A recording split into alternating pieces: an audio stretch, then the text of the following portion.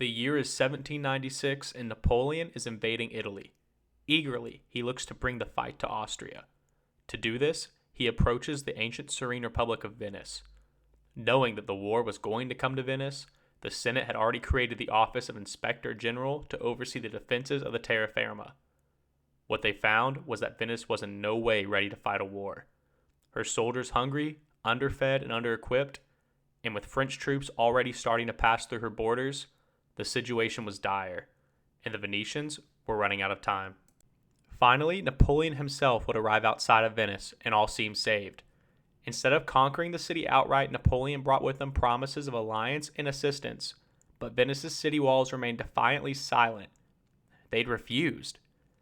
One can only speculate as to why this was, but the fact of the matter is that the mainland had been swarmed by foreign armies already, and this likely caused sway.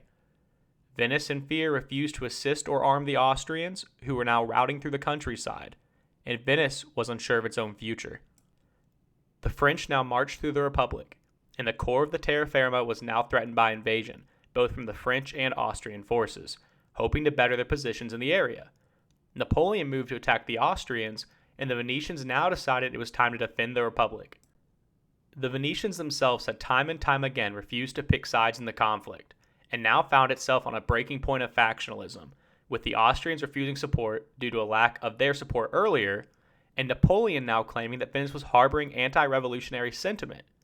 This was ironic to Venetians who saw themselves as revolutionary equals to the French, an ancient sister republic, not unlike the others Napoleon was already setting up in the area.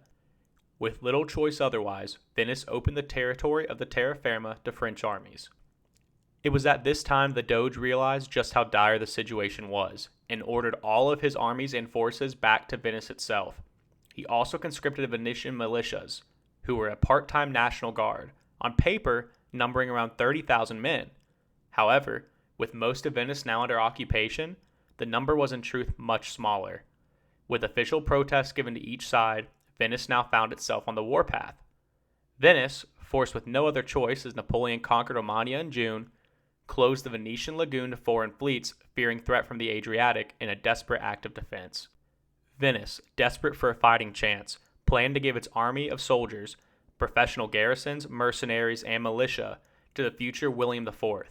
But both the French and Austrians denounced the idea of giving command of the Venetian army to the future Dutch king, with both sides secretly coveting the territory of Venice and not wanting to draw them into a war on either side of the alliance.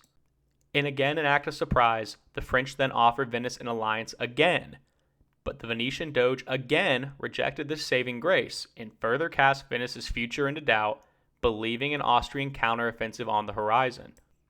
For their part, the Austrians attempted their counteroffensive, and failed spectacularly. At Lonato, then again at Bassano, the Austrians were defeated substantially, with cannon and standard left on the field. Then, to make it worse, the Austrians then attempted a second offensive, which culminated in the disaster of Rivioli, after where over one half of their army was casualty. With Austria now evicted from the terra firma in early 1797, France began to consolidate her position in Italy.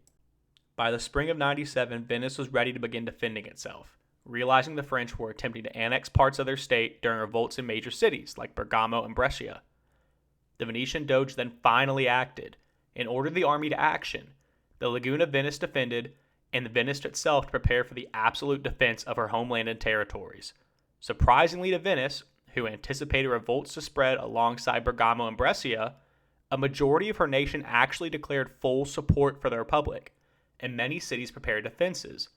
When the French and Brescian forces attacked Salò in the 31st of March, who revolted in favor of Venice, it was clear the French had no ideas of help or peace.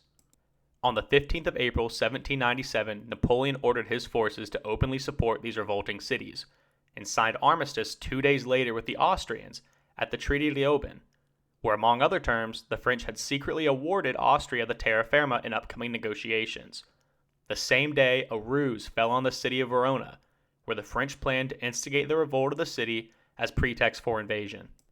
A Venetian officer by the name of Francesco Emilii, in control of one of the Ultramorini regiments, foreign and elite infantry of the Venetian Republic, marched back and recaptured the city with support of the townfolk, marching the first open act of warfare between the two states.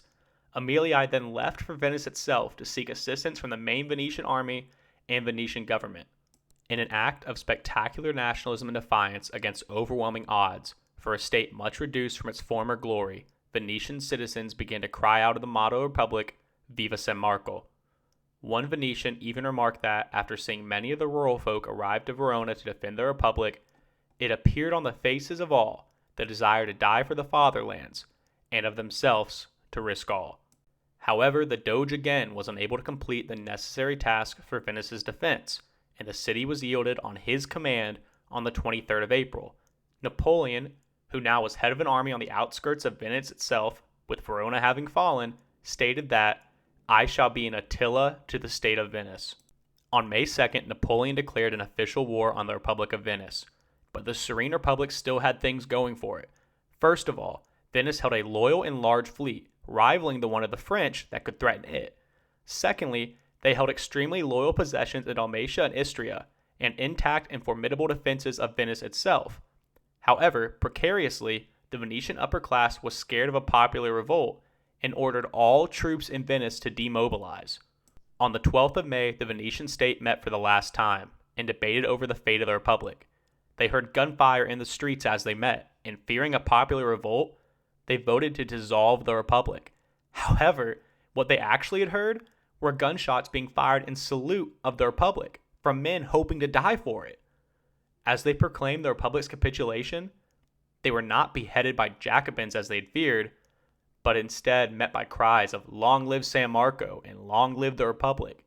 The crowd even attempted to reinstate the Doge on the spot, but instead were met by gunfire and grape shot from the Venetian army, hoping to enact the government's last decree. For a few months, a provisional municipality of Venice existed, which sought to democratize the government of the Republic. Notably, this government even granted the title to all Venetians of citizen, hoping to promote a truly democratic Venetian French-style republic. However, the loyal Venetian territories had other ideas, with Dalmatia and Istria refusing to recognize the provisional government and the fleet mutinying. Unfortunately, Austrian forces quickly occupied the region. On the 17th of October, the Treaty of Campo Formio was signed, officially giving the empire control of the now provisional municipality of Venice. The Venetian navy, which miraculously still numbered some 184 ships, was scuttled, and the majestic arsenal was burned down. This symbolic destruction of the true stay of Venetian power marked the final nail in the coffin for the ancient Serene Republic of Venice.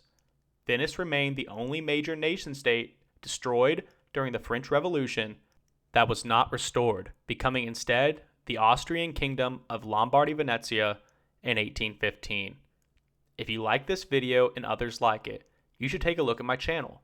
I compose both alternate history and history documentaries on a weekly basis. If you like this video, please consider liking and subscribing. Every interaction helps. As always, thank you for watching.